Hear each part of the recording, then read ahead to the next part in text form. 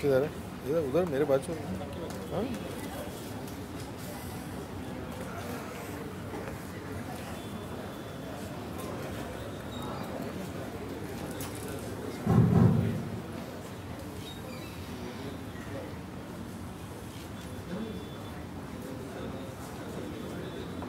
Respected past presidents sitting in the audience, Shri Gautam, Nayak, Rutvik, friends, a very good evening to all of you.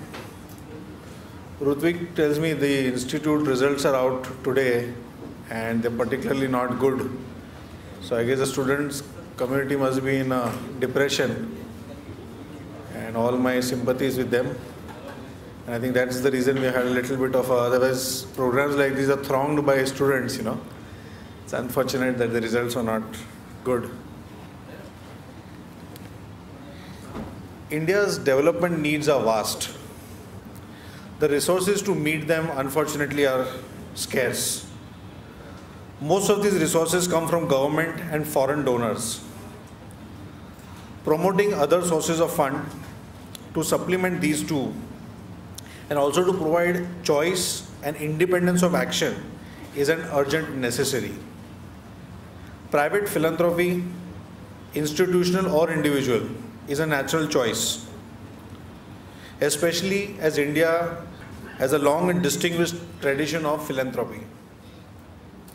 However, in today's context, the philanthropic attitudes and practices need to reorient to keep abreast of new developments and to meet the needs of the time. The impact of private charitable resources, be it time, skill, money, could be improved with better appreciation and knowledge of the opportunities for making a difference, more professional practice, and building of alliances of networks.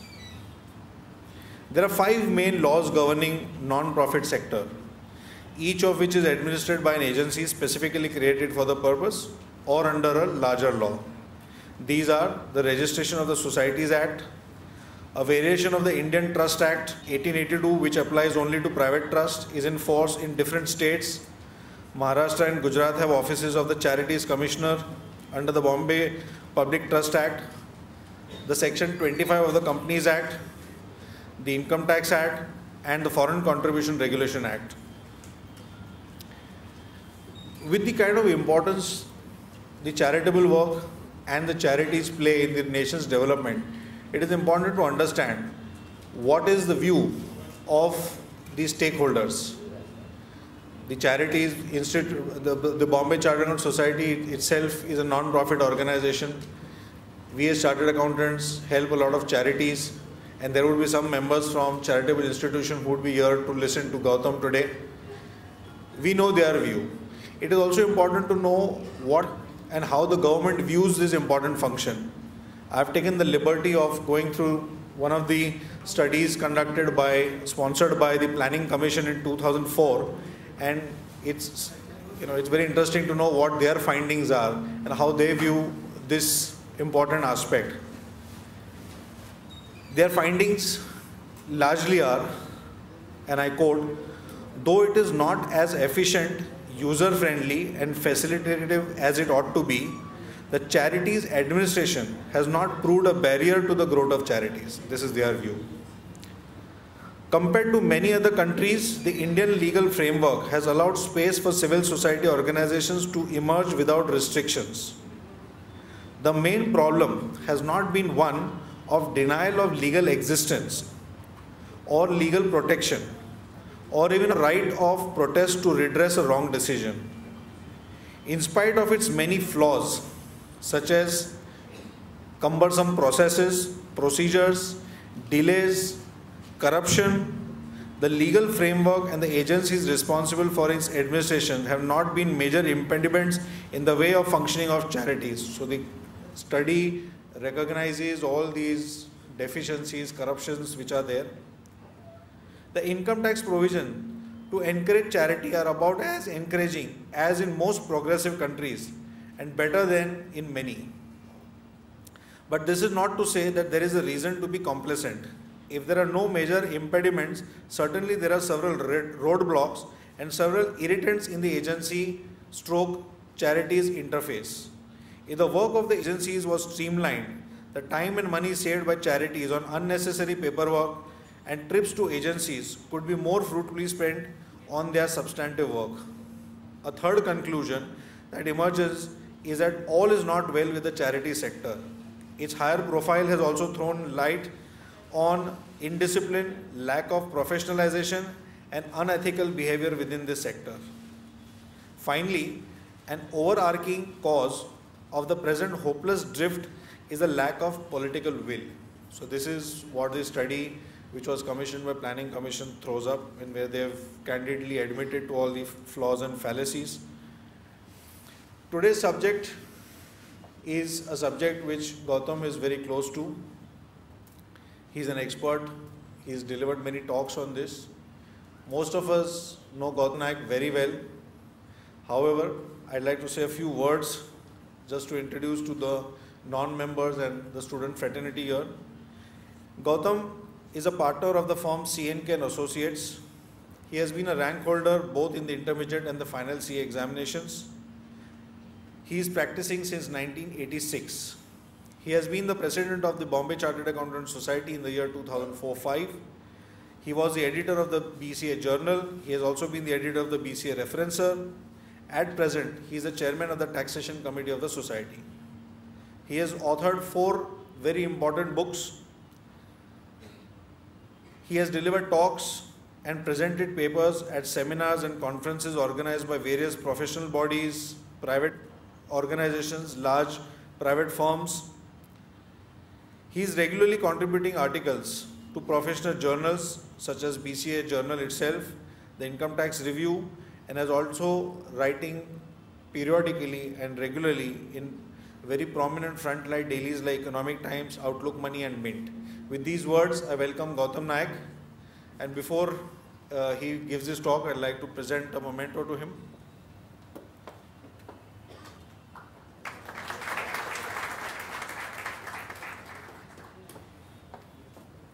Welcome, Gautam.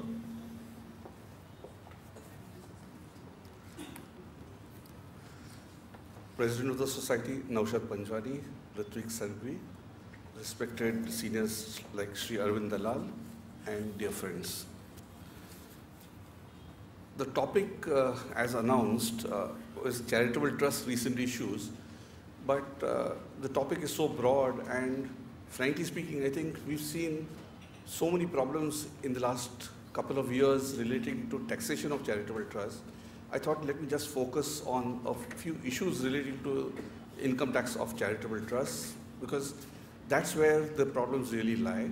And given the short time that we have, we really need to understand what we've been seeing in the last couple of years is that there have been extremely large demands raised on charitable trusts, partly due to the cause due to the amendment in law in section 215, the definition of charitable purpose having been amended, and partly it's also due to the tax slowdown, collection slowdown which we are seeing in the country. So therefore the government feels possibly that charitable trusts, some of the charitable trusts are flush with funds. Why not let charity begin with the government? Well, that seems to be the approach, unfortunately, and that's what's happening. So what are the issues that we will be looking at today?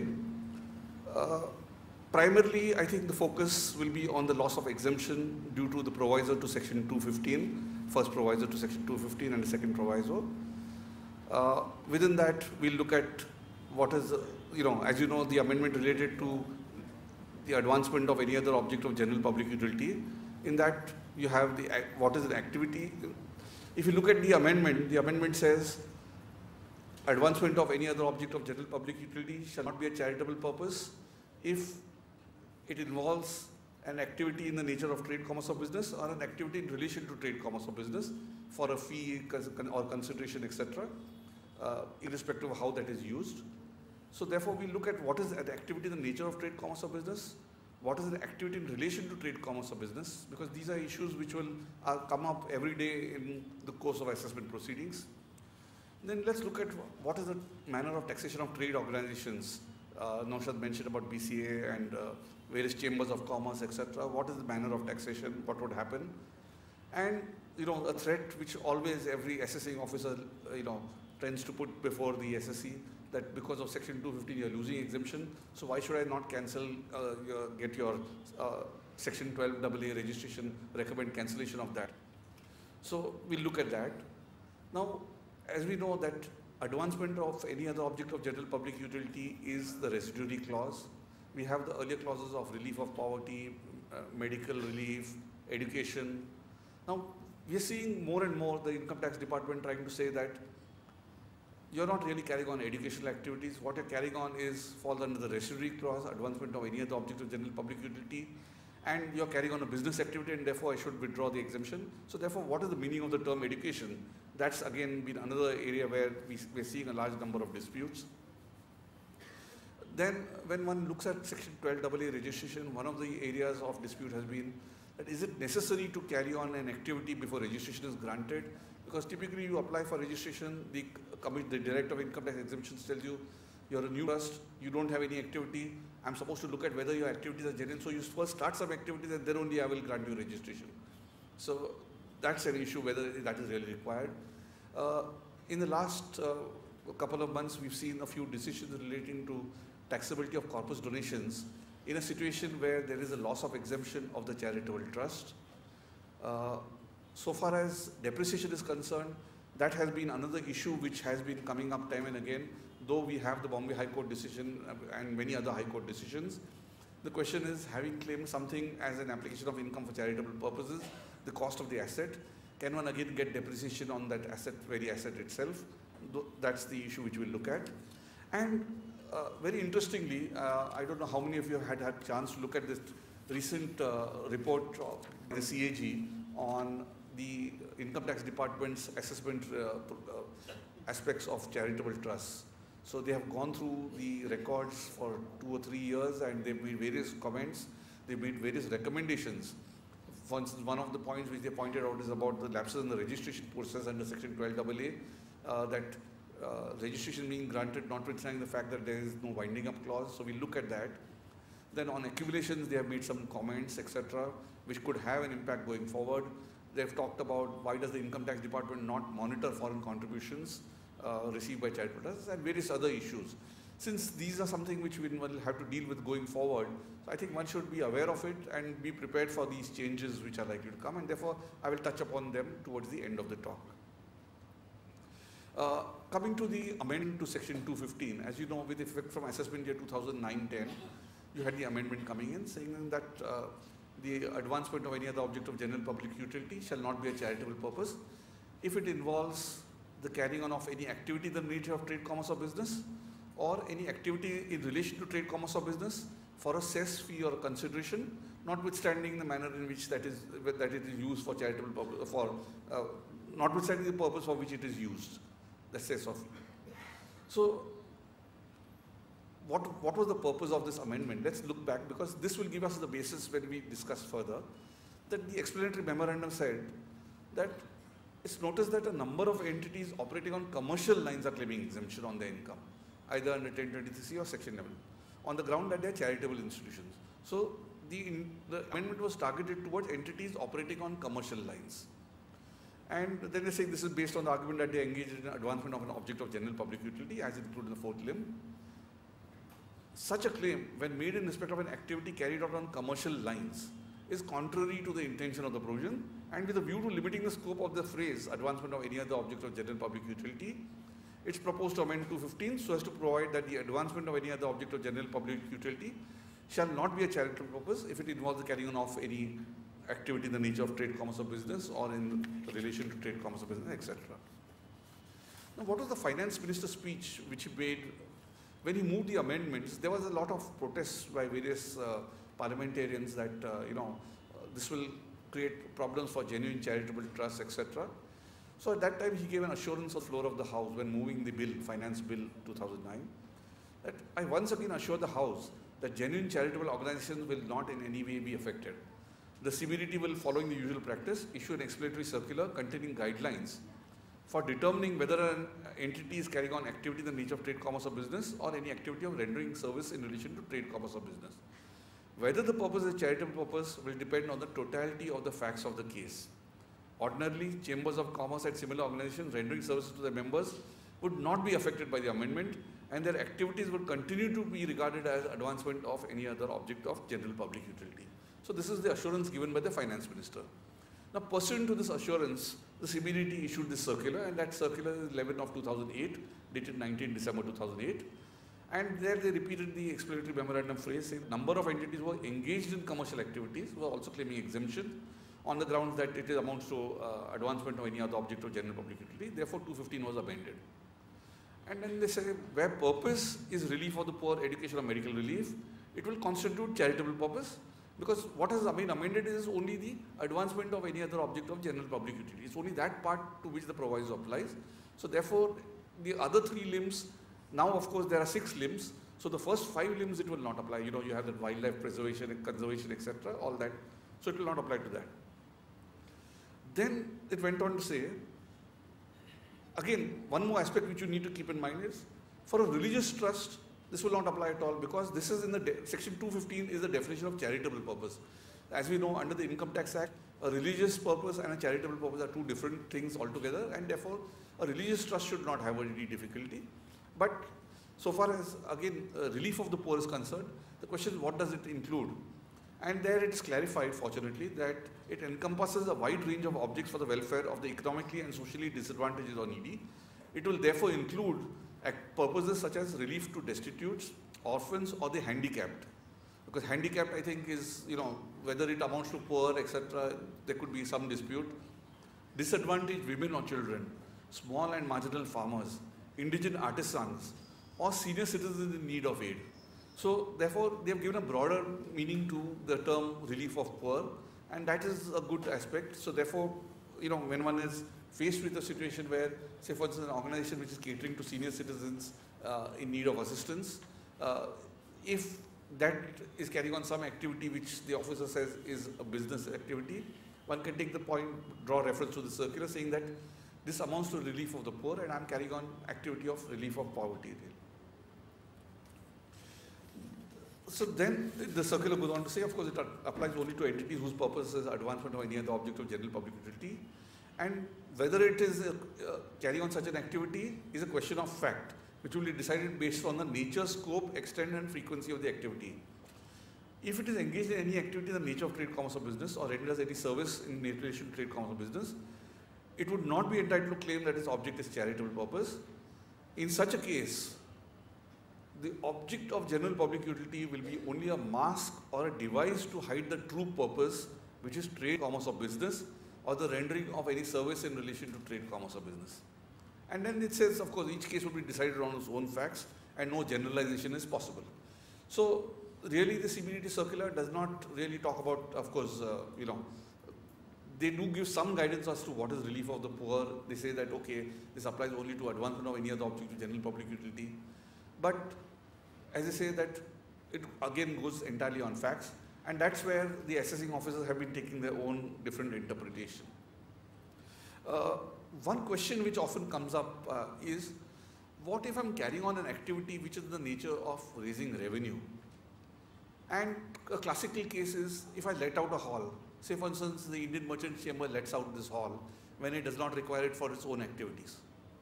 Now its main object is promotion of business and trade, etc. This letting out of the hall is incidental. It's something which is merely to realize certain revenue, etc. Would that be affected by this? And there we have a recent Bombay tribunal decision in the case of Lala Lajpat Rai Memorial Trust. Now this was a situation where the main object was that of promotion of education. It had let out the building to other institutions for running educational institutions with the intention to promote those educational institutions.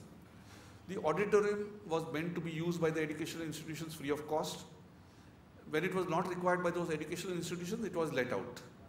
So it was used by the college for 209 days, it was vacant for 76 days and it was let out for only 80 days.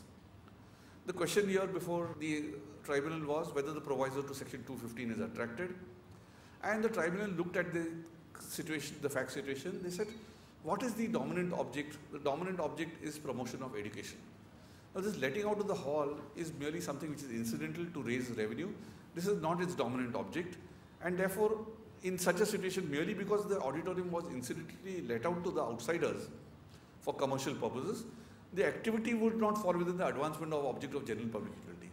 So really, what you need to remember is, say for instance, today you have, say, a fundraising drive, you may have a premiere of some movie, etc. And our organization may have that. Now, is that the object? Certainly not. That's not part of our object. That is the means of raising funds. And therefore, that sort of activity should not get affected over here. So, here also the tribunal held that letting of the premises would not attract the provisor to section 215, and therefore there would be no loss of exemption in such a situation.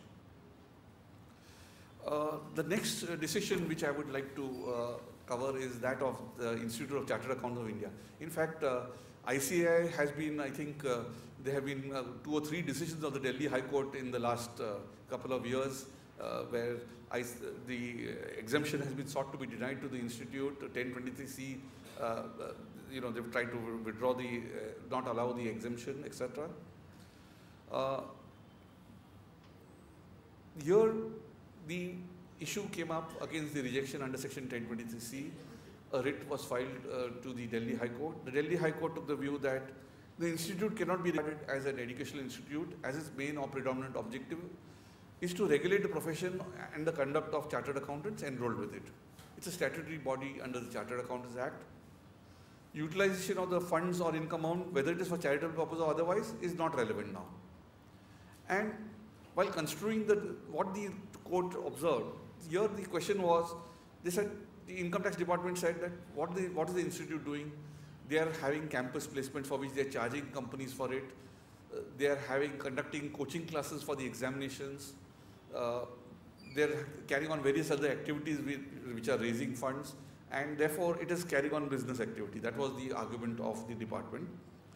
And the court said that while construing the term business for this section, the object and purpose of this section has to be kept in mind.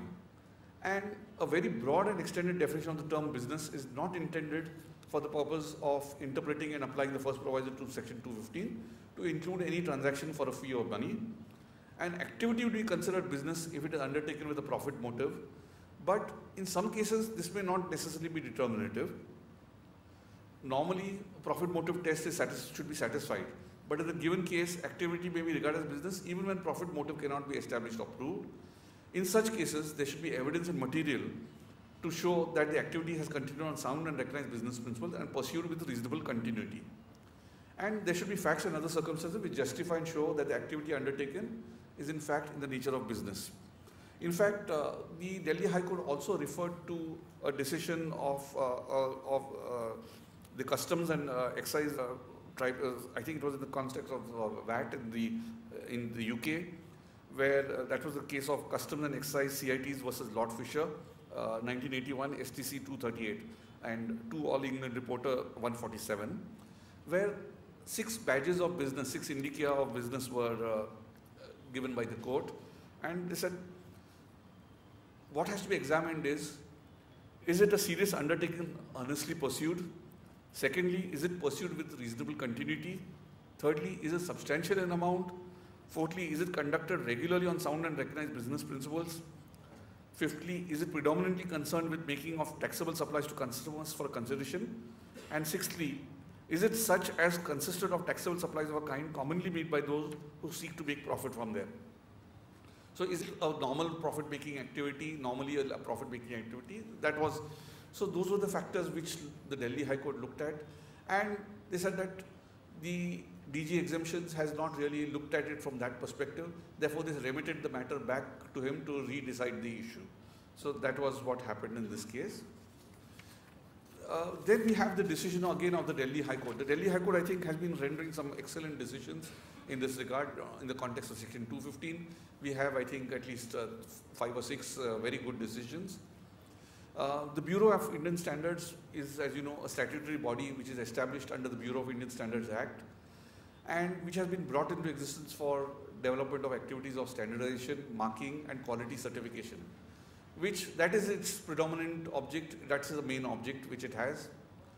As you know, it licenses out the ISI mark. So therefore, it takes a license fee for granting such marks or certification. So the court said that taking this license fee for granting such marks or certification cannot be said to be done for the purpose of profit. Any profit or revenue which it earns is purely incidental. In fact, there the court also noted that the primary object of setting up of such regulatory bodies is to ensure general public utility. Why was this set up? It's for general public utility only it was set up. So it is with the public purpose in mind that the government set up this body. So how can you say that this is really business? So it performs a sovereign and regulatory function in its capacity as an instrumentality of the state. So, and therefore it is not involved in the carrying on of any activity in the nature of trade, commerce or business. So therefore they said that it is a statutory body set up to carry out state functions. It may charge something for those functions, but that does not make it a business. So that is another interesting aspect, that such statutory bodies, it was held that it does not constitute a business in that situation. And we'll look at another decision of the Allahabad High Court a little later also, where a similar view has been taken. Then the next decision of the Institute of Chartered Accountants of India in 358 ITR 91, where the issue again came up back to the Delhi High Court. The DG exemption again rejected the 1023C after the Delhi High Court had issued directions, but he did not act on those directions, and therefore the matter came up again before the Delhi High Court. And the Delhi High Court said that the expressions trade, commerce and business occurring in the first proviso to section 215 must be read in the context of the intent and purport of that section, and cannot be interpreted to mean any activity carried on in an organized manner. Because normally we believe that anything carried on in an organized manner would amount to business, but they say that no, it's not all activity carried on in an organized manner that constitutes business for this purpose of this section. So therefore, you cannot give the general meaning of the term business as it had held earlier. You have to give it a narrower interpretation, the term business, rather than a broader interpretation here. The purpose and dominant object for which an institution carries on its activities is material to determine whether it is business or not. So what you have to look at, what is its dominant object? Is the dominant object to carry on a business or to render a service? That is the issue which you have to look at. And the Delhi High Court observed that the intention of the first proviso to section 215 is not to exclude entities which are essentially for charitable purpose, but are conducted some activities for a consideration of fee. So if your main object is charitable, and incidentally you carry on some activity where you charge something for it and you incidentally earn some surplus, that will not change the character from charitable purpose to a non-charitable purpose. That is what the Delhi High Court said. And they said that the object of introducing the first proviso is to exclude organizations which are carrying on regular business from the scope of charitable purpose. So therefore, the intention has to be to carry on a regular business. It's only then that it falls within the first proviso to section 215. The expressions trade, commerce and business must be interpreted restrictively. Again, the Delhi High Court reiterated what it had said earlier.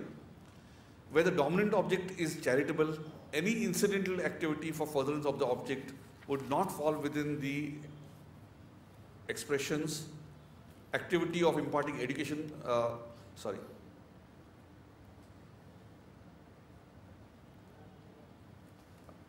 would not fall within the expression. So then they went on to say that the activity of imparting education in the field of accountancy and conducting courses, both at the pre-qualification and post-qualification level, were activities in furtherance of objects for which the institute was constituted. And the activities for providing coaching classes or undertaking campus placement interviews for a fee were in relation to this main object of ICI, which cannot be held to be trade, business or commerce. And even though fees are charged for such activities, activities cannot be stated to be rendering of service in relation to a trade, commerce or business, as such activities undertaken in furtherance of its main object, which is not trade, commerce or business. So these activities have been undertaken in furtherance of the main object. They are not the main object itself. And since the main object is not trade, commerce or business, therefore it will not, such activities will not. And therefore they held that the proviso to section 215, though the institute, they said that it is not an educational institution. They said it is, primary object is what? The primary object is regulating and certifying and regulating members. So therefore, it's active, it will fall under advancement of any other object of general public utility, but it will not lose the exemption because the activities which they are carrying on are not in the nature of business. So that is something which I think the Delhi High Court has very rightly brought up. The next decision, as I said, is that of the Allahabad High Court in the case of Lucknow Development Authority. And this was a situation where a statutory authority was established with the object of development of certain areas and to provide shelter to homeless people within UP. And the assessing officer said that, no, this is you're carrying on a business activity, you're constructing houses, it may be, you may be selling it to a poor or needy people, but still what you're doing is amounts to business because you're just like a builder. What are you doing? The Allahabad High Court said that for the proviso to section 215 to apply, the activity should be carried on commercial lines with the intention to make a profit. Where the activities are carried out on non-commercial lines with no motive to earn profit and for fulfillment of its aims and objectives which are charitable in nature, and in the process some profits are earned, it is not hit by the proviso to section 215. Incidentally, the Allahabad High Court here in this case, they said that when you granted registration under section 12AA, you have looked at the objects. When you looked at the objects, you have held that they are charitable in nature. That is why you have granted registration under section 12AA. Now, given that fact, you cannot now say that this is not a charitable activity. So, mere selling of some product at a profit will not be enough to attract the proviso to section 215 to deny the exemption. Intention of the trustees and the manner in which activities are undertaken are highly relevant to decide the issue.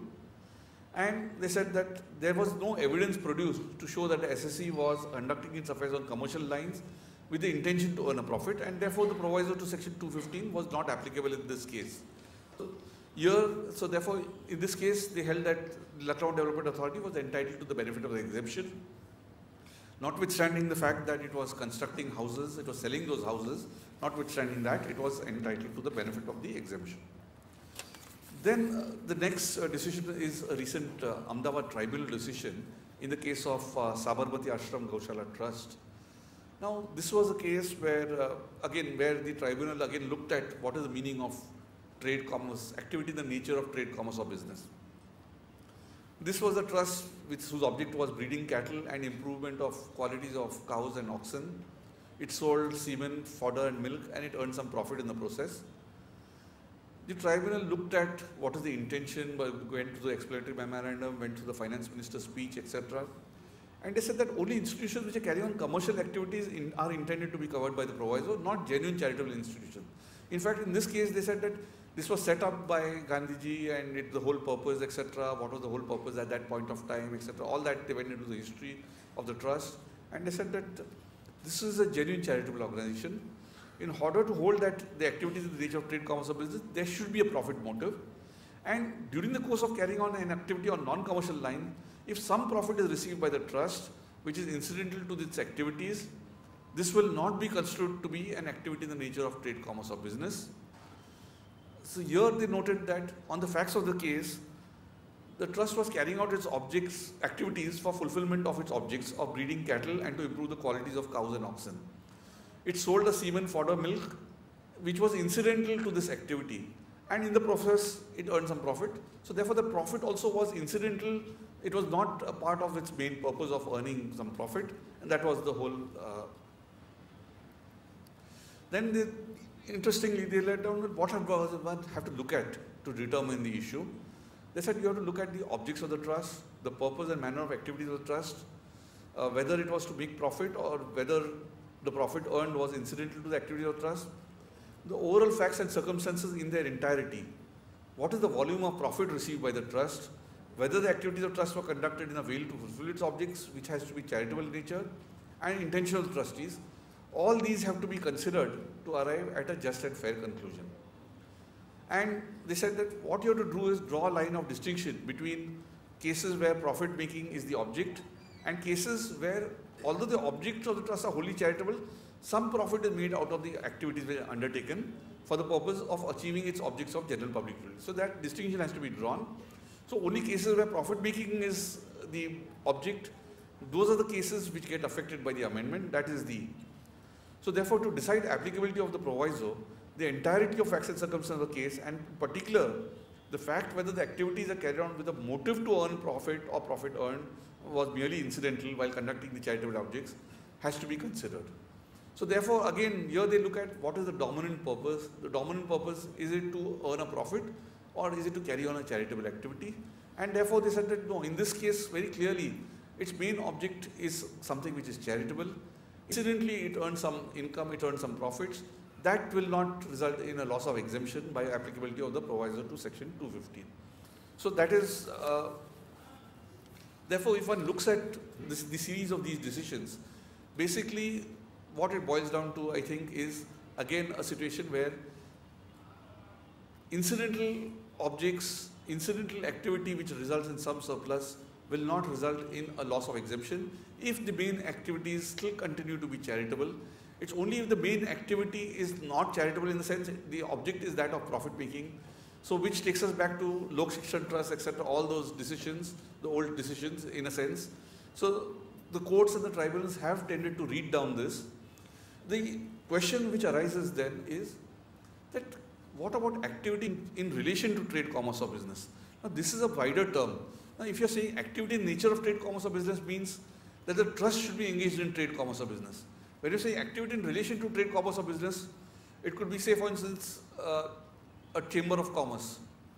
Now can one say that its activities in relation to trade, commerce or business because all the services that it is rendered is to trade, commerce or business? Its whole object is to promote trade, commerce or business. Can one say that it is in relation to trade, commerce or business? Similarly, there could be various other objects which are, say for instance, a trade association. Again, it is for the benefit of trade or for promoting that trade, etc. Would that be in relation to trade, commerce or business? That's the question. And there are a few decisions which we need to look at. The first decision which we need to look at is the decision of the Andhra Pradesh State Seed Certification Agency, where this was an agency, a state government company, state government agency, where which is carrying on the certification of seeds which meets the minimum seed certification standards as per the Indian minimum seed certification standards. Under the Seeds Act 1966, a certification agency has to be notified in each state, and this was certified by the Andhra Pradesh state government. So what happened here was the way it functioned was that the seed growers entered into a contract with a society or an agent who approached the agency for certification, and once the certificate was obtained, those seed growers sold those seeds to farmers with the certificate. The agency was charging a fee for issue of such certificate, just like the BIS, Bureau of Indian Standards. The Andhra Pradesh High Court held that certification of seeds facilitates trade, commerce or business in certified seeds by the client of the SSE. So the client of the SSE who was paying the fees was selling the seeds ultimately, and therefore he was carrying on trade, commerce or business. So therefore, this is an activity in relation to trade, commerce or business. That was the view which the High Court held. And they said that if you ignore the words in relation to trade, commerce or business, that is not permissible. And therefore, they said that this is not a charitable purpose. The same view was taken by the Chandigarh Tribunal in the case of Punjab State Seed Certification Authority versus CIT in 144 ITD. Now, is that the correct view of the matter, particularly when one looks at the decision of the Bureau of Indian Standards, etc.? There they've looked at an activity in the nature of trade, commerce or business. Now we're looking at activity in relation to trade, commerce or business. Fortunately, there has been a decision of the Delhi High Court in the case of GS1 India versus DGIT. Now this is an institution which had applied for section 1023C registration. It was rejected, therefore it filed writ against that. This was an institution which was promoted by the government for creating awareness and promoting study of certain global standards. These are some telecom industry standards regarding company prefix number, which are called GS1 standards, which relate to location numbering, EDI, etc., etc. So it was for creating awareness and promoting study of these standards. It was for automatic data collection, related services and technologies, R&D into these global standards, and providing education in university colleges regarding these standards. So the issue was that the department argued that firstly they're charging certain fees for these standards. Therefore, this is an activity in the nature of trade, commerce or business. And even if it is not an activity in the nature of trade, commerce or business, it's an activity in relation to trade, commerce or business, because most of their customers to whom these standards are certified are commercial entities. That was the argument. And there it was, the Delhi High Court made certain observations, and those are that business activity has an important pervading element of self-interest, while charity is the antithesis of activity undertaken with profit motive activity, undertaken on sound or recognized business principles. Charity is driven by altruism and desire to serve others, though element of self-preservation being present. A small contribution by way of a fee that the beneficiary pays would not convert a charitable activity into business, commerce or trade in absence of contrary evidence. Here, looking at the facts of this case, they said that this is not a case of commercial exploitation of the intellectual property rights and the monopoly rights to earn profits, but it is a case where a token fee is payable by the user of the global identification system. Interestingly, it said that the department seems to be taking a contrary stand. They are saying that this activity is charitable, for which it is formed is charitable, but it is not charitable by virtue of the proviso which says that this is an activity in relation to trade, commerce or business, in the nature of trade, commerce or business. And therefore, there is a contrary stand, they are saying. So it is an advancement of any other object of general public utility otherwise. So this is a contrary stand. Is it business or is it an advancement of any other object of general public utility? If it was a business per se, then yes, it was justified, but this is a contradictory stand, that it takes one view that it's carrying on charitable activity which is not eligible for the benefit of exemption, but at the same time it says the same activity is a business activity, because there are no two separate activities here, it's just one and the same activity. So they said the intention behind the activity is philanthropic and not to recoup or reimburse in monetary terms what is given to the beneficiaries. The fee charge and the quantum of income earned can be indicative whether a person is carrying on business. So therefore, what is the quantum of fee as compared to the benefit which the beneficiary is getting? They said, look at that. So therefore, it is indicative whether a person is carrying on business. Say if they charge the fee which is a percentage of the gross revenues of those telecom companies, perhaps that might have been justified. They said that one needs to keep in mind that charitable activities require operational and running expenses as well as charitable capital expenses to be able to sustain and continue in the long run. To be substantially self-sustaining in the long run, this is essential that you have to recover capital costs as well. It's not necessary that activities of a charitable nature have to be funded by voluntary contributions. You may charge something for it and make yourself self-sustaining. So therefore, that's a very important observation. And then they went on, so therefore first they said this is not business. That was the first part. So in nature of trade, commerce or business, they went on. Then they went on, is it an activity in relation to trade, commerce or business? And they said that, so whether this is because you are providing services to persons who are engaged in trade, commerce or business, is it an activity in relation to trade, commerce or business? They said, so what is the legislative intent? Is it to exclude an activity which has the aim and object of providing services to trade, commerce or business? That was the question which the court looked at. And then they said the issue is not free from doubt. However, there are good reasons to hold that the prohibition is not with reference to the activity of the beneficiaries, but activity of the assessee under the residuary clause. So what they're saying is, you don't look at whether I'm rendering services to trade, commerce or business. I have to look at whether this activity is in relation to trade, commerce or business carried on by me. So if I'm carrying on a main activity of trade, commerce or business, and this is an activity incidental to that, this incidental activity along with that e-commerce or business will lose the benefit of the. So that's the way they've looked at it. And so they looked at the intention. They said the intent is to exclude an assessee who carries on business, trade or commerce to feed charitable activities.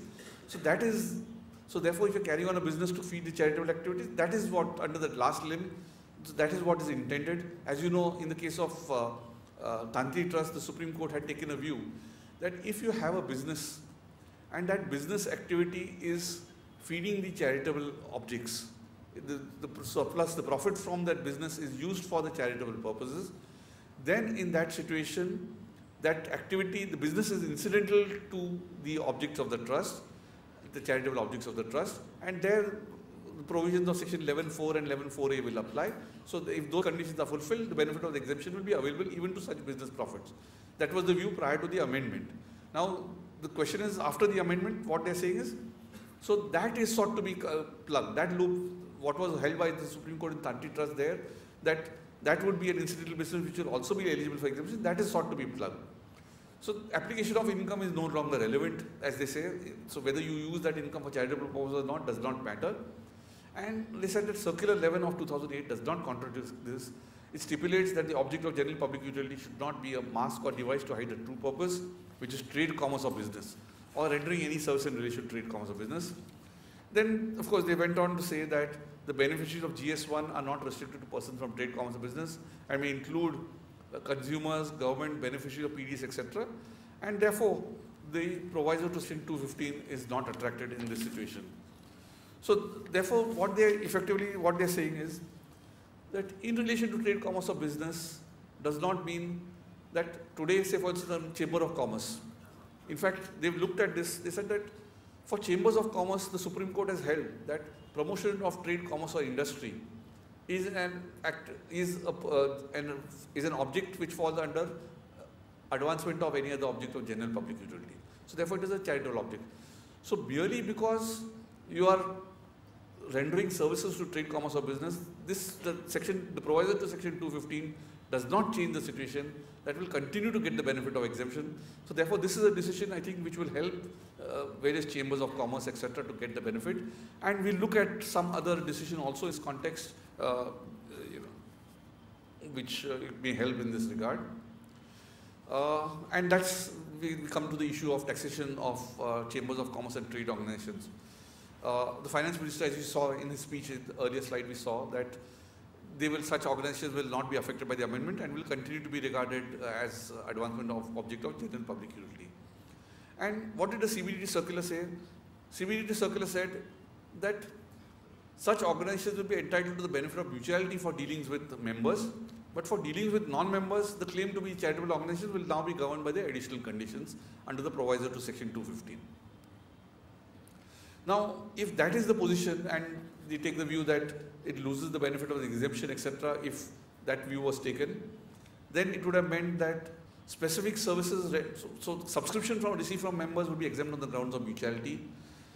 Subscription amounts received for rendering specific services to members would be taxable under section 28(3), read with section 224(5), and under section 44A, a deduction of 50% of the deficit from mutual transactions can be set off against this income, etc., which means that at least 50% of such income would be chargeable to tax.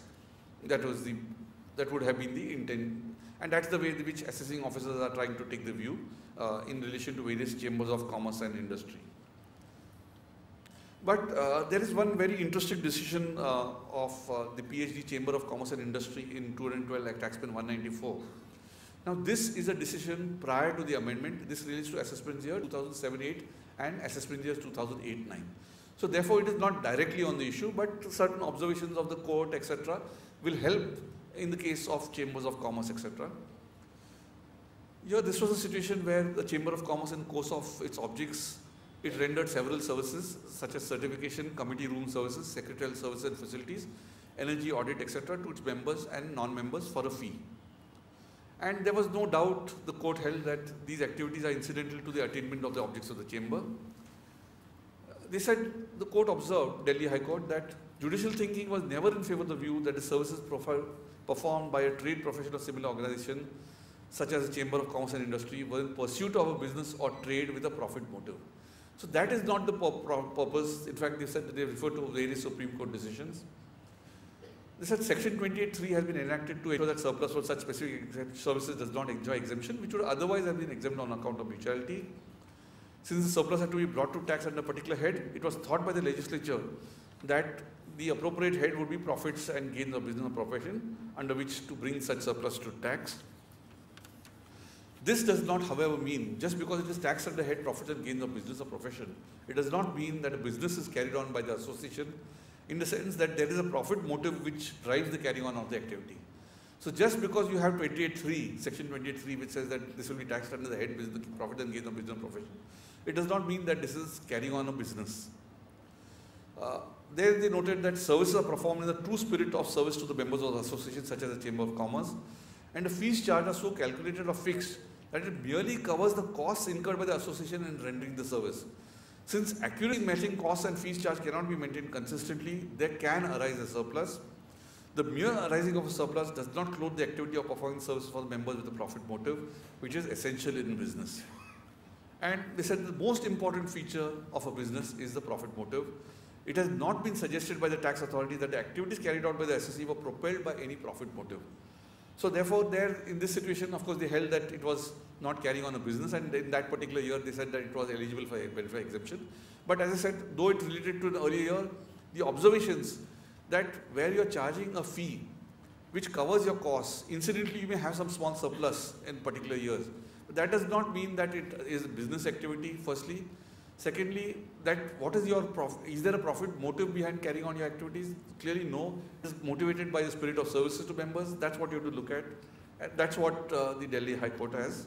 So therefore, the courts have tended now to therefore read down the proviso to section 215. I think if one looks at the series of decisions, so they have really read down the section. What is the activity, the nature of trade, commerce or business, they've read down that you can't give it a very broad interpretation, you have to read it narrowly. Is it propelled by a profit motive? What is an activity in relation to trade, commerce or business? Again, they've given it saying that don't look at to whom you are rendering the services, look at that are those services being carried out in pursuance of your business activity which you're carrying on.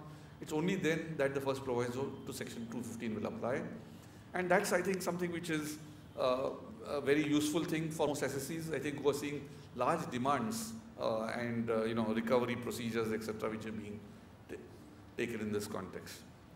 So that will, I think, covers the various aspects of section 215. Of course, another related aspect, of course, is the cancellation of section 12AA registration. And there, I think, now the position is very clear that merely because the proviso to section 215 applies, it does not mean that the section 12AA registration can be cancelled.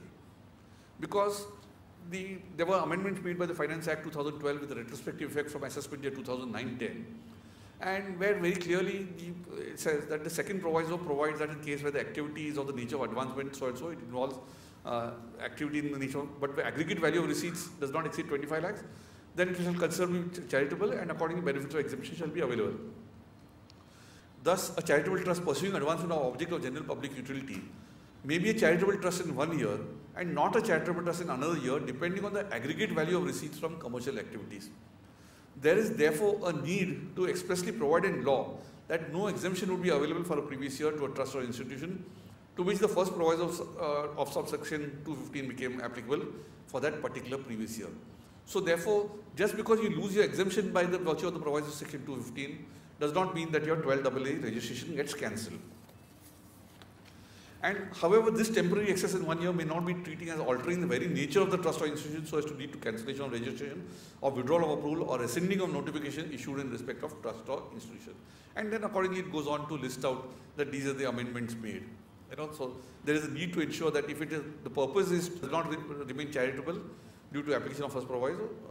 So therefore, what they are saying is you lose your exemption, but your 12AA registration or 1023C registration still continues. So therefore, of course, one has had a series of decisions before this also, before the amendment also, but now I think the amendment amply makes it clear that your 12AA registration cannot be cancelled even if the proviso to section 215 applies or is applied by the assessing officer. Then let's go on to the next issue, and whether the issue is whether education necessarily means a recognized educational institution. The department is trying to take the stand that they want to apply section 215. They see a huge surplus being earned by an educational institution.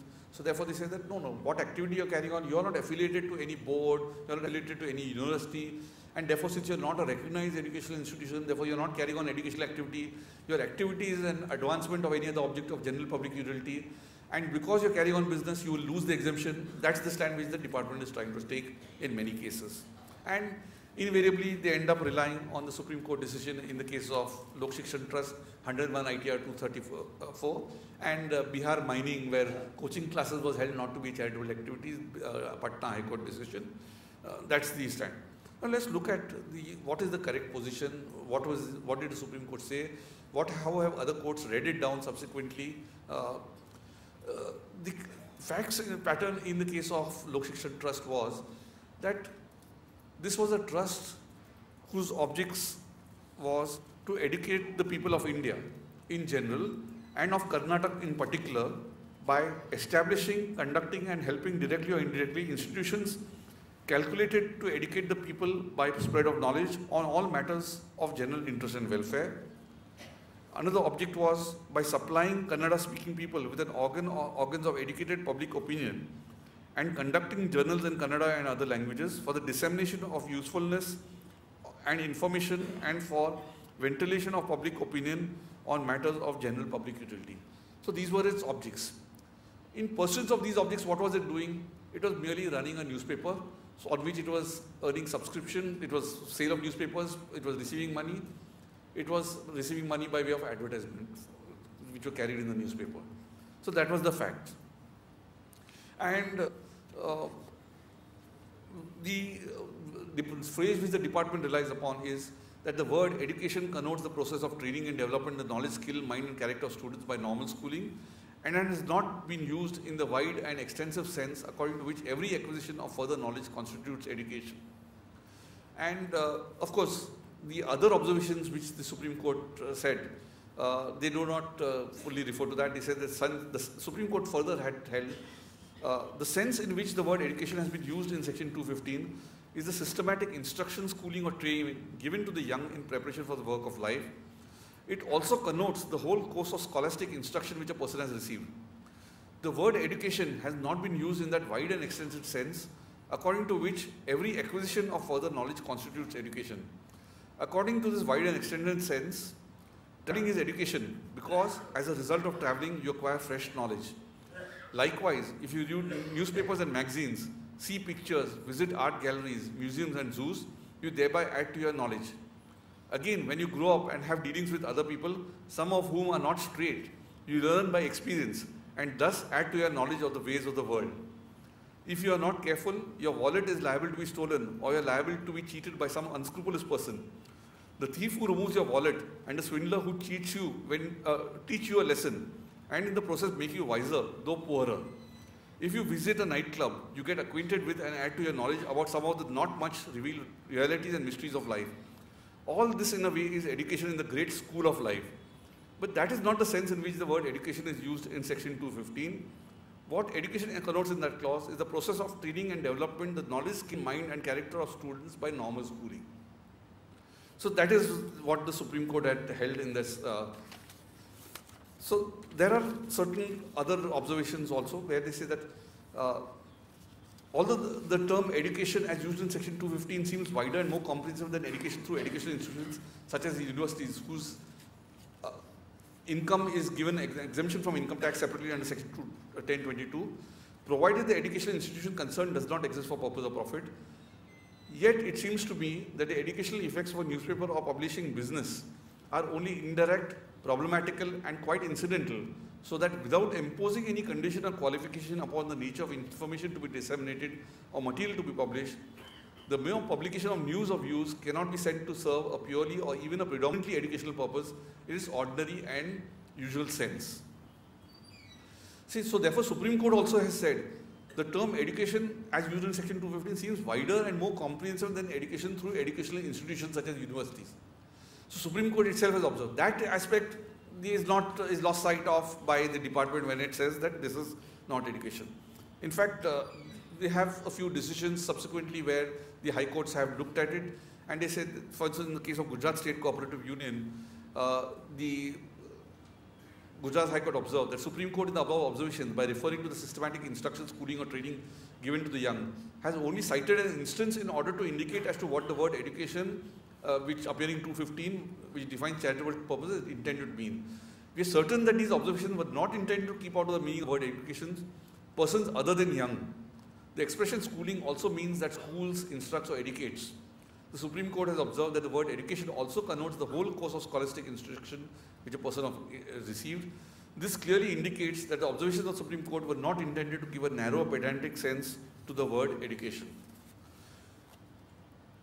By giving further illustrations of a traveller gaining knowledge, victims of swindlers and thieves becoming wiser, the visitors to nightclubs adding to the knowledge, the hidden mystery of life, the Supreme Court has indicated that the word education is not used in a loose sense so as to include even acquisition of such knowledge. The observations of the Supreme Court only indicate the proper confines of the word education in the context of 215. It will not be proper to construe these observations in a manner in which they are construed by the tribunal, when it infers from these observations that the word education is limited to schools, colleges and similar institutions and does not extend to any other media for such acquisition of knowledge. The observations of the Supreme Court do not confine the word education only to scholastic instructions, but other forms of education also are included in the word education. As noticed above, the word schooling also means instructing or educating. It therefore cannot be said that education has been given an unduly restricted meaning by the Supreme Court. Though in the context of section 22, the concept of education need not be given any wider extended meaning, it surely would encompass systematic dissemination of knowledge and training in specialized subjects.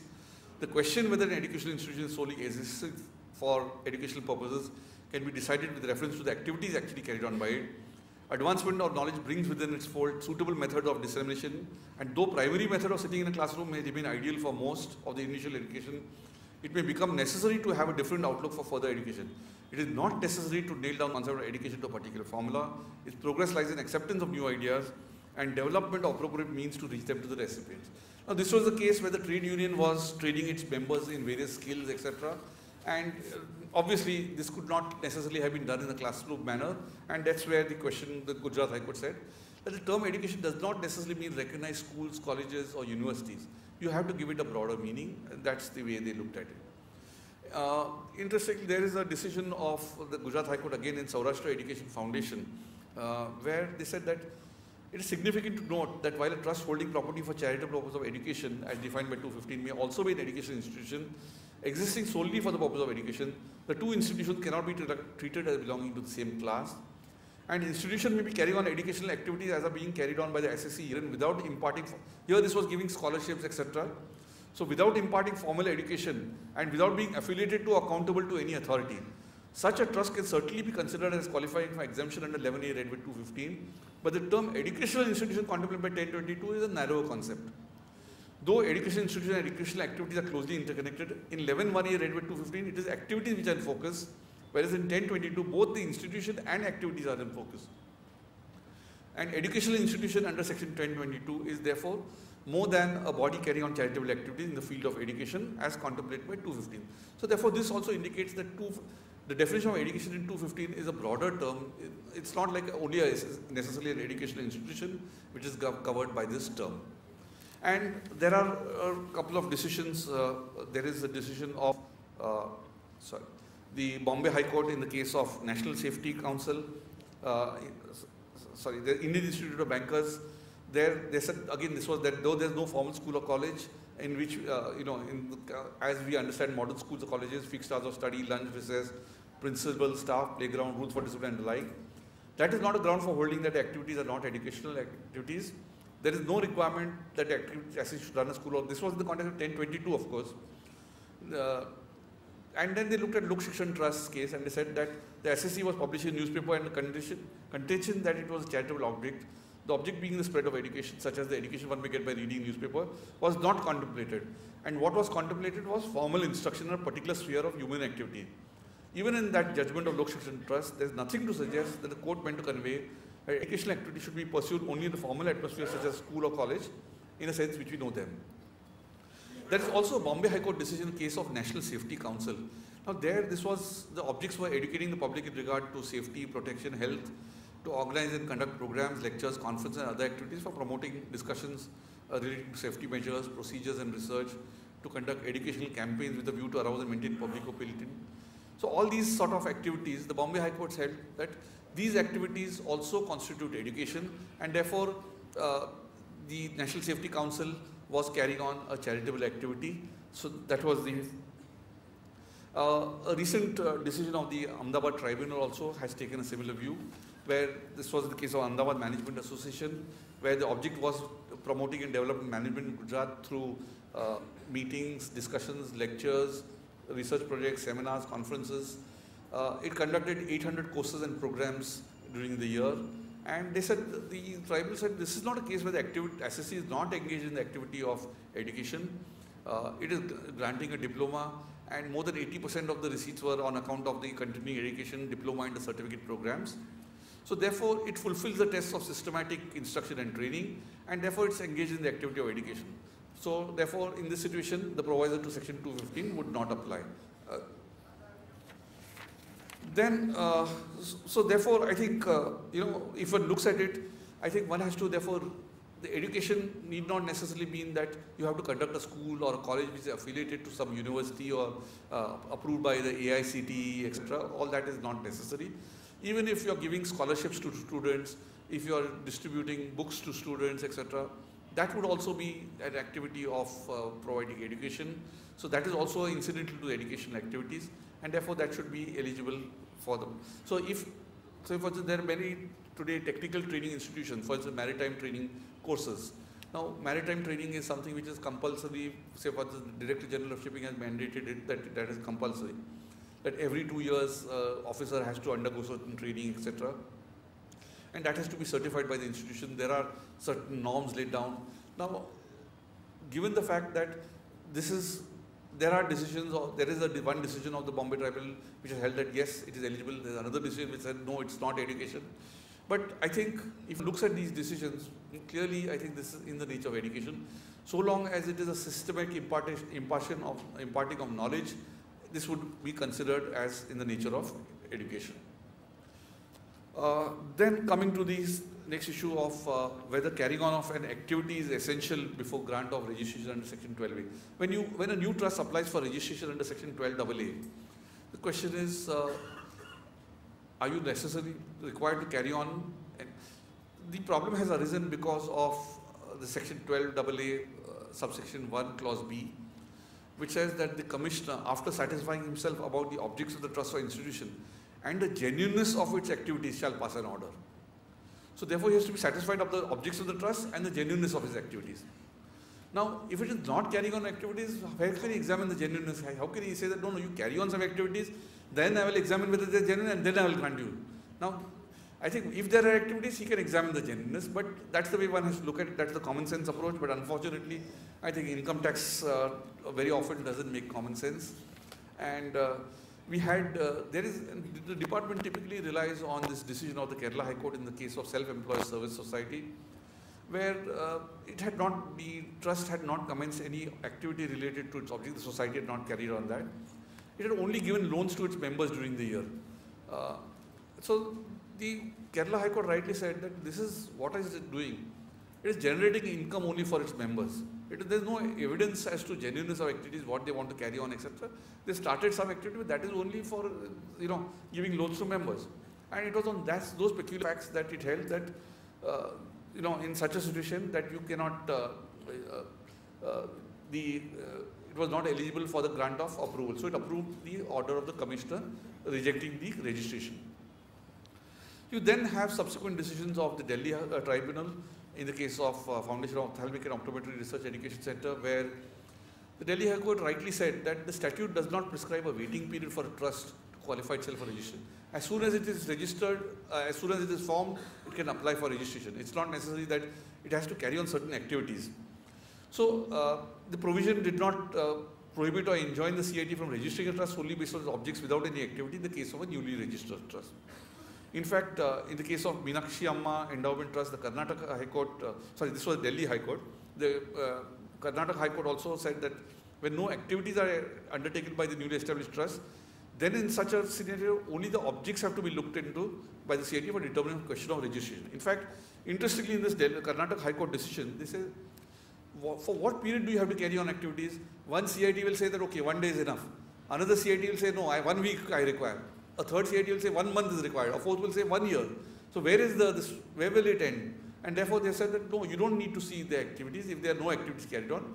All you have to see is the objects if no activity. If activities actually carried on, then you look at what the activities have been carried on. That's the way. And I think that is the right way to look at it.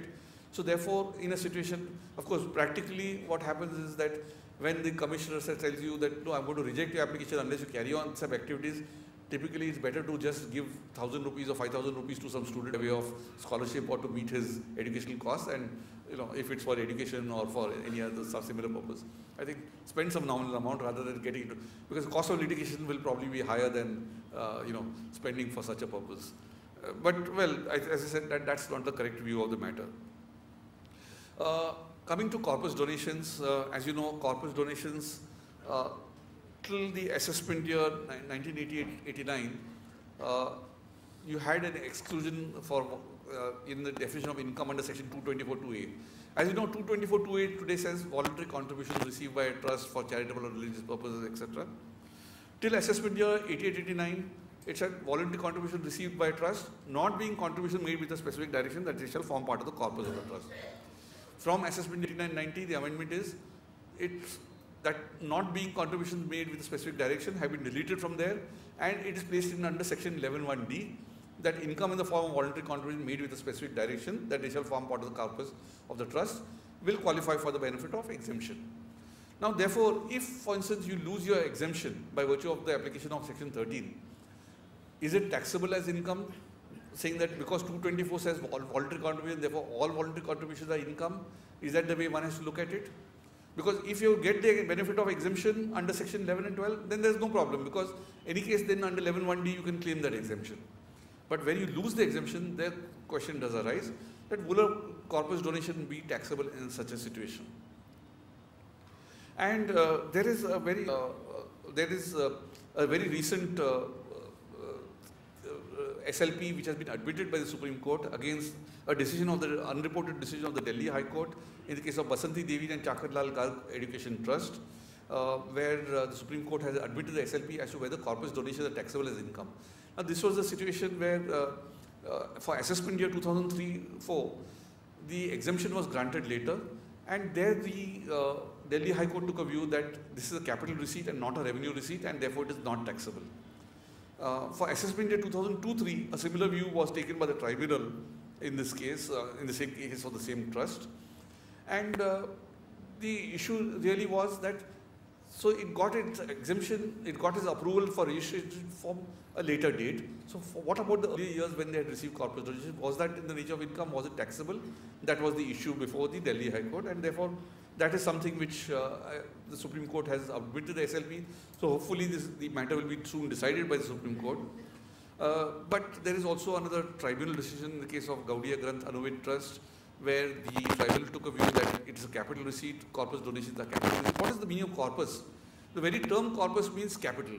It's something which forms the capital as opposed to the income. If you look at the dictionary meaning, corpus means, so you receive money for a building fund. A building fund is also a corpus fund.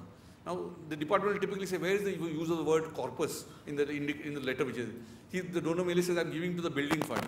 So, really because he has not used the term corpus, it does not matter. What is important is it for a capital purpose or is it for a revenue purpose? That is what is material there.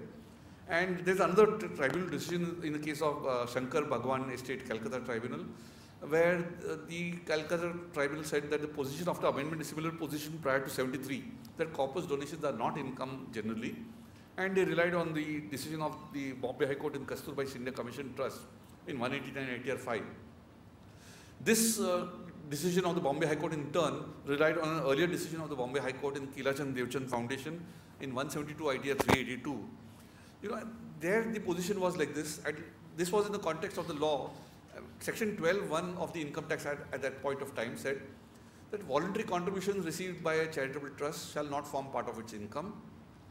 Section 12(2) said voluntary contributions, notwithstanding the above, voluntary contributions received by a trust from another trust will be taxed as its income, will form part of its income.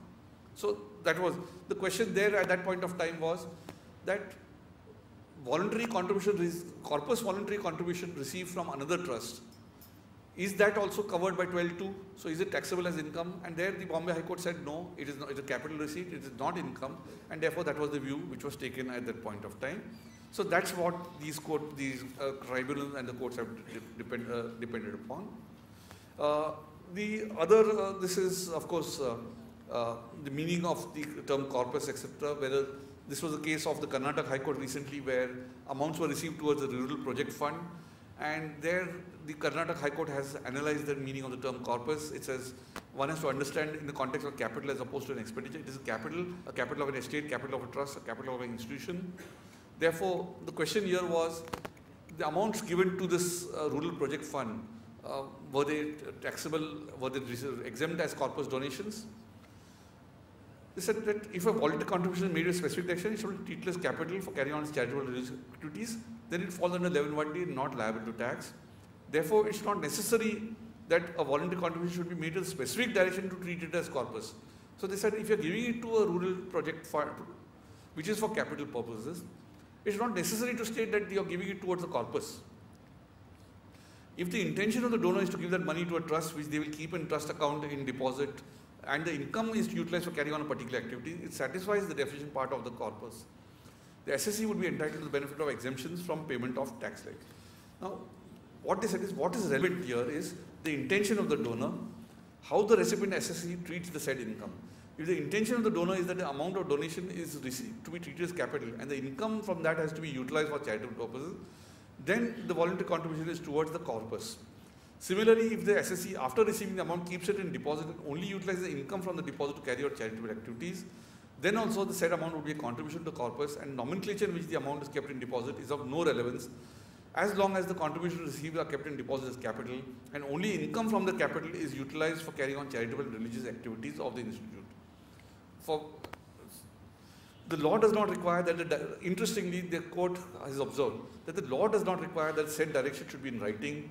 In an instant case, those people who have paid amount by way of donations that include the check with a letter with a specific direction which is in compliance with section 11.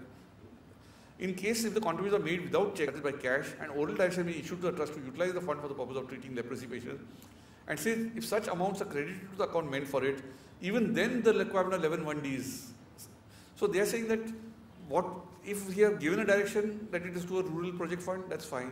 Even if he has not given in such a situation, the fact that it was given for that, the receipt mentions that, etc.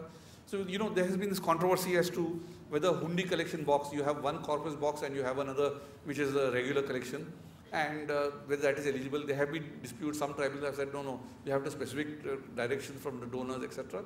This Karnataka High Court decision, I think, throws some new light on the situation. Therefore, there is some hope for trusts in this situation that perhaps corpus, this could also be treated as corpus. Then coming to the last issue before we go on to the CAG report, as to whether depreciation is allowable on capital expenditure, which has already been claimed as an application of income for charitable purpose. As you know, even capital expenditure qualifies as an application of income for charitable purposes. So therefore, if you say, for instance, you acquire an office premises from which you conduct your activities, now the cost of that office premises would be treated as an application of income for charitable purposes. Now, can you again claim depreciation on that office? That's the question which has arisen. The Bombay High Court in Institute of Banking, Personal Services long back has held that income of a charitable trust is to be computed in the normal commercial manner. Section 32 does not apply, but income has to be computed after providing for allowance for normal depreciation. Depreciation was allowable even on those assets whose actual cost had been allowed as a deduction in computing income over earlier years. That was what the Bombay High Court had taken a view. The Kerala High Court took a contrary view in the case of Lizzie Medical Institution, and look at the logic of the Kerala High Court. I mean, I don't know whether it says that in order to reflect the true income that was available for application of charitable purposes, the assessee should write back the depreciation amount in the accounts to form part of the income to be accounted for application for charitable purposes. So whatever was the depreciation, you should have to write back is what they say, and therefore you have to spend that much more. Income available for application for charitable purposes got reduced by the depreciation amount, which was not permissible under section 11. Such notional claim of depreciation became a cash surplus available to the SSE, which remained outside the books of accounts of the trust unless it was written back. Now this is something which I think, and further, said charitable institutions were generating unaccounted income equal to the depreciation amount claimed on a year-to-year basis, which was nothing but black money. Now this, this is something which I fail to understand how, on what basis this was. And of course, they followed Escort's case where they said a double deduction cannot be presumed unless it is expressly provided for. The Punjab and Haryana High Court in the case of Market Committee, and there are other couple of decisions, they said that this is not really a double deduction. The income of the SSE being exempt, it was only claiming that depreciation that was required to be reduced from the income for determining percentage of funds that were required to be applied. So they said that there are two different things. One is, so far as when you have applied it for charitable purposes, that was, you claimed an exemption for application for charitable purpose. Now, when it comes to depreciation, depreciation is a necessary outgoing in computing what is the commercial income. Because application of income has to be looked at from a commercial perspective, and therefore, what is the commercial income? That has to be net of depreciation. And therefore, there are two different things, and it is not a double deduction. That is what they've said. And even the Delhi High Court has said that allowance of depreciation is necessary on commercial principle and is a necessary charge in computing the net income, and therefore you are still, though you have claimed the capital expenditure, it would still be eligible. They said that capital expenditure is treated as an application of income for charitable purpose under the Act, while depreciation is deducted in computing the income itself, which is available for application for charitable purposes. They are two different things. That is the logic which has been taken by the courts. Then when it comes to the CAG report, I think I'll quickly run through. The first issue is relating to winding up clause. They've said that non-inclusion of dissolution clause in the trust deed. They said para 2.778 of the Manual of Office Procedures of the Income Tax Department provides that case of dissolution of a trust, its net assets after meeting all its liabilities should not revert to its founder, members, directors, donors, etc., but should be used for its objects. In the absence of dissolution clause, the corpus of trust is susceptible to misuse at the time of dissolution. The ministry had given a reply to the CAG comment saying that in Mumbai and Gujarat, the Bombay Public Trust Act 1950 ensures that no amount can go back to any founder, etc., because properties are transferred with the permission of Charity Commissioner only to other trusts having similar objects. Thus, inclusion of dissolution clause in the deed is neither necessary nor legal in states where specific legislation bars such reversion. And to which the final comment of the audit was that audit is of the view that clauses in local legislation applicable to particular states do not cover across the country. Further, procedures prescribed under other acts cannot be enforced under the Income Tax Act, which does not specify the fate of assets and properties generated out of public monies by trusts exempted from tax. The ministry has not highlighted the number of cases where the Charity Commission has taken action to revert the assets to other trusts having similar objects. Therefore, the ministry should insist upon inclusion of dissolution clause in the trust deed in all states, whether local legislation exists or not. Now, this is the basis on which today the DIT exemptions is taking the stand that, now, I think the point really is, just because the Manual of Office Procedure says this, something which is incorrect, should that necessarily be followed? The question is, what is the correct legal position? And that's what one needs to understand. And therefore, I think possibly the CBDT needs to amend the Manual of Office Procedures. If you look at a society, see, you can have a society, or you could have a Section 25 company, or you could have a trust. Look at a society. You have Section 14 of the Society Registration Act. It says that upon a dissolution, no member to receive profit. So they say that if on dissolution of society registered, there shall remain any property after satisfaction of all debts and liabilities, it shall not be paid to or distributed amongst the members or any of them, but shall be given to some other society to be determined by votes of not less than 3/5 of the members present, etc. So very clearly the Act says that you cannot give it to members. It has to go to some other society having similar objects. Rule 6 of the company's regulation 1956 read with clause 10 of Annexure 1. There is a mandatory clause which is required under when you register Section 25 company. That says if upon a winding up or dissolution of company there remains after satisfaction of all debts and liabilities any property whatsoever, the same shall not be distributed among the members of the company, but shall be given or transferred to such other company having objects similar to the objects of this company, to be determined by members of company at or before the time of dissolution or in default thereof by the High Court or jurisdiction. So very clearly, even a Section 25 company cannot distribute it on dissolution to its directors or its members, etc. It has to give it to another Section 25 company having similar objects. What about a trust? Now, in the case of a trust, the funds can be used only for the objects of a trust. If funds are distributed to trustees, I think it very clearly constitutes a breach of trust by the trustees under General Trust Law, under the Indian Trust Act. And therefore, I think the trustees can be pulled up, they can be taken to task. But because of that, you cannot insist that there should be a dissolution clause. Because a trust, funds of a trust can only be used for its objects, very clearly. The trustees can be sued by the beneficiaries, they can be, the Charity Commissioner can take action against them, etc. Even if there is no Charity Commissioner, the beneficiaries can take action. So that is the very clear position. And therefore, really in law, frankly, there is no basis for this requirement under the Manual of Office Procedures. And that is something I think which needs to undergo change. So CAG, instead of objecting to that, is put in another manner that yes, the procedure is not followed. Well, that is the way it is. A few other suggestions that they have made, and one is that in form number 10A, which is the application for registration under 12AA, the PAN required, there should be a PAN. They have found cases where 12AA was granted, but there was no PAN. That is the situation. Then they said that there has to be a database of registered trust to coordinate between approving authority and assessing officer. They found cases where 12AA was cancelled, but assessing officer granted 11 and 12 exemption. So that was the position. So that database is something which they suggested. Evolution of a mechanism so that trusts are not allowed accumulations consistently through strict monitoring of form number 10 and amendments to restrict such accumulations. So what they are saying is that this accumulation which you are allowing is too high. And trust, when trusts are accumulating significant amount, they've given an example of Symbiosis in Pune, some other trusts, etc. They've given, and they've accumulated so much amount, therefore you should not allow that, etc. So they've suggested an amendment in the law also for that. A control mechanism to ensure utilization of accumulated funds within time. They say that reporting by auditor is not sufficient. Income tax department should also have a control mechanism to monitor that. Then monitoring of checking of investments made in unauthorized modes. Because there they give an example of the Tata Trust, etc., where they say that this was in an unauthorized mode, etc., but doesn't know the facts of the case. But then they suggest that withdrawal or cancellation of registration of approvals in case of violation of Section 13. Now that again, how can you suggest, the CAG is suggesting something which is again not in the account.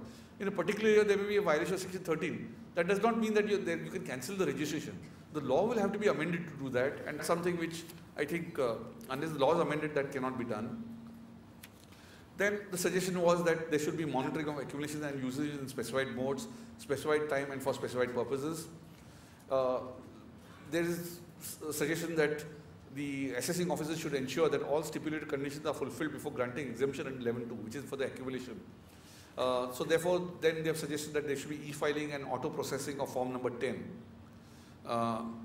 Then, surprisingly, they have said that foreign contribution cases should be selected for scrutiny as per CBDT guidelines. They said that the income tax department should monitor the spending of foreign contribution for purposes for which the foreign contribution was received. And they have noticed cases where foreign contribution funds were mingled with local funds, and therefore there should be a monitoring of that. To which the ministry has replied that that is not the purpose of the Income Tax Act. But they said, no, you amend the Act for that purpose, therefore you have to do that. So suggest suitable amendments in the Act. Then they said suitable amendments in the Act, they have to streamline the treatment of depreciation, deficit and repayment of loans. So far as depreciation is concerned, they said that some cases you are allowing, some cases you are not allowing, etc. There has been inconsistency. Deficit also, they said some cases you are allowing, some cases you are not. Deficit, interestingly, the reply which was given by the ministry was that high courts have held that the deficit can be allowed as a deduction in computing the income. And a special leave petition in this regard has been rejected by the Supreme Court, and therefore the issue has attained finality. So therefore, if this question comes up, I think one can easily give a copy of this ministry's reply and point out to the assessing officer that this is something which the ministry, finance ministry itself is taking the view that this has attained finality, and that deficit has to be allowed as a deduction. So that is something which one can. Then they have suggested, of course, they have suggested that the law should be amended. That's the CAG's suggestion. They suggest that they should verify, the assessing officer should verify information of major donation received under ETG to ensure proper accounting of donation by donors. Then there should be a suitable definition of the term substantially financed, which is found in 1023C, 3A B and 3AC, as you know, substantially financed by the government. They've given examples where 14% was grant received from the government, to cases where 57% was grant received from government. Both were regarded as substantially financed by the assessing officer. Then interestingly, they said that you have 40A1A where expenditure is disallowed if TDS is not deducted. You should introduce similar provisions for trusts. That is what the CAG has suggested. And that should be required to be reported in the audit report. That is also something which has been suggested by the CAG. Then they said there's suitable changes in Form 10B and 10BB, where certification should be given of year-wise details of accumulation. These are the audit reports. And anonymous contributions. Now, this is a dangerous one, where donations under Section 115 BBC and compliance with TDS provisions. So all these should be. And interestingly, one last point, one of the points interestingly was, they have talked about they should remove the overlap between 1023C and Section 11. They have given some cases where an entity was held not eligible for 1023C and therefore has claimed exemption under 11. Now, to which the ministry has said that, no, this is permitted by law. In fact, the requirements are quite different for 1023C and for Section 11, the requirements are quite different. So, though an entity may not be eligible for 1023C, it may still get the benefit of Section 11. Then they have pointed out that, no, the ministry had given assurance to the Public Accounts Committee in 2005-06 or 2006-07 that they will merge the provisions. And that has not been done, and therefore, you need to do that. So that is something which they are suggesting. But again, that is something which will require change in law. And I think, so therefore, really, if one looks at all these things, what can one conclude? That really the government is not so charitable towards charitable organizations. One wonders that why do you want to give an exemption and be so stingy in, granting the exemption? The way the law is administered, unfortunately, Naushad talked about the law being very, advanced on par with those of other nations, etc. The law may be advanced and par with other nations, but the implementation, I think, is probably one of the worst in the world, and that's the real problem. I think it requires a sea change in attitude. If you look at charitable trusts as a means of meeting your tax recovery collection shortfalls, then I think you don't really need to give exemption. Straight, that you don't want to give the exemption, you want to collect taxes from trusts. I think that's a much better way of doing it. Thank you for a very patient hearing.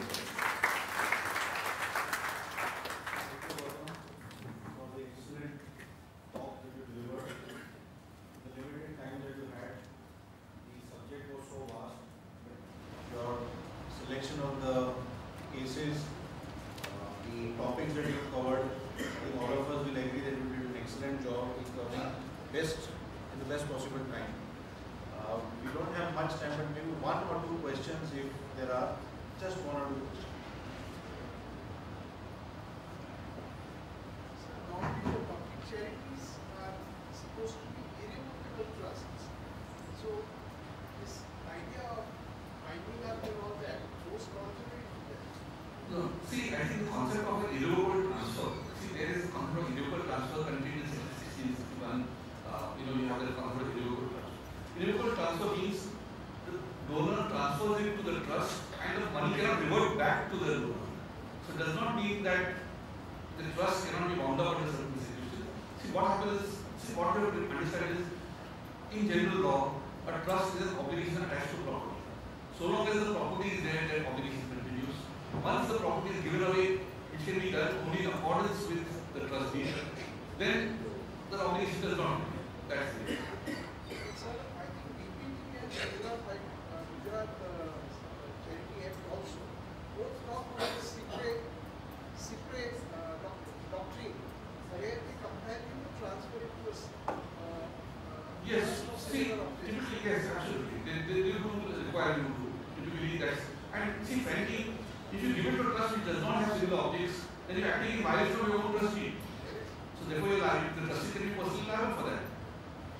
One last question. At the beginning of the session, when you were talking about the amendment of Section 250 and earning income from the trade and business, you always use the word incidental, right?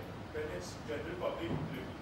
Now, if it's not incidental, for example, if there's a trust and someone leaves a house or any property, anything that can, from which the trust derives income, which is not incidental to their other objectives, which is general public utility, will that been the case of? No, I think what you look at, what is the dominant object? If you look at all these decisions, what is your dominant object? You will be earning rental from a house. But if your dominant object is charitable nature, say also it is relief of the poor, you will get benefit. Relief of the poor is fine. What if it's the residue? So even if it is advanced of any other object, what is that activity? What is the activity you are carrying out? So merely deriving rental income cannot be an activity by itself. So therefore it has to be something which will, give you something which fulfills that, other than the definition of charitable. So there's not a lot of efforts weight put on the word incidental. No, in a sense, incidental so far as dominant and versus incidental. It's from that perspective. What is the dominant object and what is the incidental? That's it. Gautam, from what you said, the New York cops have this good cop, bad cop theory, the two cops go together. So here the government and the parliament gives liberal legislation and earns accolades, whereas the department plays a bad cop and earns the revenue. Yeah, it's like finance minister saying one thing and the CBDT issue the circle, which is not something. No. It was big.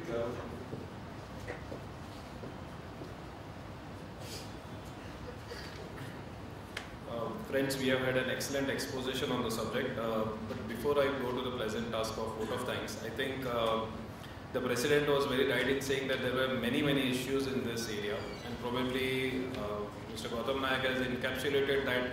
I don't know how he has achieved this feat in a very short time. Taking that into consideration, those who are here would very well be very interested in the full day seminar on the same subject, which is being planned on 22nd March. I would encourage every one of you to attend that. We have a full day seminar where again Mr. Gautam Nayak will be presenting on a particular subject, and our very own respected Mr. Nayal will be chairing also on a session. We will also be having the charity commissioner here for the first session. So I think that's a good seminar to look out for. Also, we realized there are so many rulings here. Everything finally relates to what the judges are deciding on. We have Advocate Hero Rai speaking on 29 January on the important rulings of the whole year which has gone by. So probably again it's a Herculean task, but I think with Advocate Hero Rai here, we will be having an excellent session. So I would encourage all of the members and non-members to attend that session. And finally, we also have Mr. Nipun Mehta. He is a founder of charityfocus.org. An excellent idea that giving probably can result in a lot of other areas where you may not actually have to earn too much. Now that's a fully new concept. He is going to take this session on 18th of February. I would encourage, if people are interested in this kind of a subject, they should attend it. There are many other activities which are being planned by the BCAS. I would encourage if people could at least refer to the newsletter. There are several activities almost on a weekly basis. I can say almost on a daily basis, but they spare you by at least 2 or 3 days in a week. So I think please take full part into these activities. Now coming to our session today, I always hold a belief that charitable organizations probably result in a more quicker and a more efficient way of disbursing money where it is actually needed than probably whatever the government can ever do, even if with the fullest or the best intentions. So in that sense, I think the charitable organizations are doing a deed which otherwise the government through its income tax revenue is supposed to do. Unfortunately, there is a famous saying that no good deed goes unpunished, and probably that is very right in our Indian context, where charitable organizations have to spend a lot of time, a lot of money behind these kind of litigations. Thankfully, though there were several rulings here, both sides of the way, I think Mr. Gautam Nayak has pointed out that there are very good decisions which can be taken as a support, which can aid the charitable organizations to go ahead and do their activities at what they are best at doing, instead of going and standing in a court of law. And I think to that end, we could not have anyone better than Mr. Gautam Nayak today. He has dealt with all the various top line issues and also how it has been viewed by different courts. Friends, I would really encourage you, really insist that all of you please give a very hearty vote of thanks to Mr. Gautam Nayak. Thank you, friends.